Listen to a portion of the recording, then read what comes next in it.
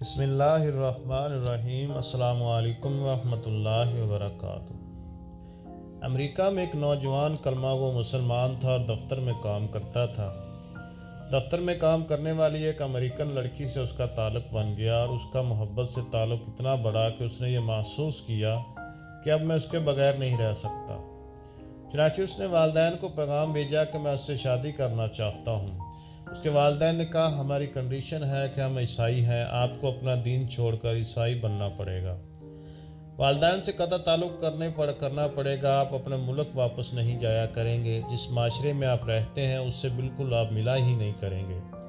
اگر آپ یہ سب شرائط پوری کر سکتے ہیں تو ہم اپنی بیٹی کی شادی کر دیں گے۔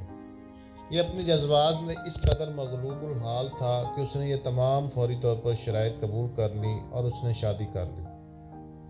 مسلمان بڑے پریشان، کبھی کبھی وہ اس کی تلاش کرنے کی کوشش کرتے مگر یہ ان سے ملنے سے بھی گھبراتا۔ کبھی کہیں کسی کو دیکھ لیتا تو دور کترا جاتا تھا۔ لوگ بالآخر تک گئے، کسی نے کہا اس کے دل پر مہر لگ گئی، کسی نے کہا مرتد ہو گیا، کسی نے کہا اس نے جہنم خرید لی اور کسی نے کہا کہ اس نے بہت بڑا مہنگا سودا خریدا۔ ہر ایک کی اپنی اپنی باتیں تھیں۔ 3-4 سال اسی حال میں گزر گئے، یہاں تک کہ دوست احباب سب کی جائیداد سے بھی نکلنے لگ گیا۔ بولی بصری چیز بنتا چلا گیا۔ ایک دن امام صاحب نے فجر کی نماز کے لیے جب دروازہ کھولا تو دیکھا یہ نوجوان آیا۔ اس نے وضو کیا اور مسجد میں نماز کی صف میں بیٹھ گیا۔ امام صاحب بڑے حیران ہوئے، ان کے لیے تو یہ چیز بالکل عجیب تھی۔ نماز پڑھائی اور اس کے بعد اس سے سلام کیا، پھر اس کو لے کر اپنے حجرے میں گئے اور پوچھا آج بڑی مدت کے بعد آپ کی زیارت نصیب ہوئی۔ اس وقت اس نے اپنی حالت بتائی کہ میں نے اس لڑکی کی محبت میں اپنا سب کچھ قربان کر دیا، بہت کچھ میں نے اپنا ضائع کر دیا، لیکن جس گھر میں رہتا تھا میرے اس گھر میں اللہ کا قرآن رکھا ہوا تھا۔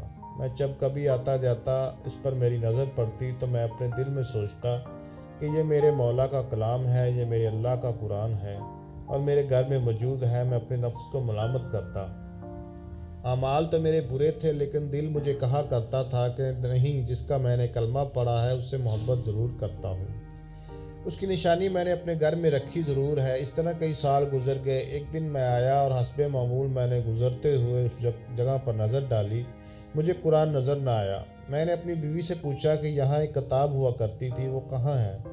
اس نے کہا غیر ضروری چیزوں کو میں نے پھینک دیا ہے۔ میں نے پوچھا اس کتاب کو بھی؟ اس نے کہا ہاں۔ میں وہاں سے واپس گیا اور کوڑے سے اس کتاب کو اٹھا کر لے آیا۔ جب لڑکی نے دیکھا کہ یہ بہت زیادہ اس کتاب کا احساس کر رہا ہے تو وہ بھی احساس کرنے لگی کہ آخر وجہ کیا ہے۔ میں نے کہا بس میں اس کتاب کو رکھنا چاہتا ہوں۔ اس لڑکی نے یہ دیکھا کہ یہ عربی میں ہے تو اس نے کہا ہاں کوئی نہ کوئی اس کا تعلق اسلام سے ہے۔ تو اس نے کہا دیکھو تو اس گھر میں یہ کتاب رہے گی یا پھر میں رہوں گی، تمہیں اس میں سے کسی ایک کے بارے میں فیصلہ کرنا ہوگا۔ وہ کہنے لگا جب اس لڑکی نے یہ کہا تو میرے لیے اس زندگی کا عجیب وقت تھا۔ میں نے اپنے دل سے پوچھا تو نے اپنی خواہشات کی تکمیل کے لیے وہ کچھ کر لیا جو تجھے نہیں کرنا چاہیے تھا۔ آج تیرا رشتہ پروردگار سے ہمیشہ کے لیے ٹوٹ جائے گا۔ اب تو فیصلہ کر لے، اب تو اس کے ساتھ رہنا چاہتا ہے یا پروردگار کو چاہتا ہے؟ جب میں نے دل میں یہ سوچا تو دل نے یہ آواز دی نہیں، میں اپنے مولا سے کبھی بھی نہیں کٹنا چاہتا۔ میں نے لڑکی کو طلاق دی اور دوبارہ کلمہ پڑھا۔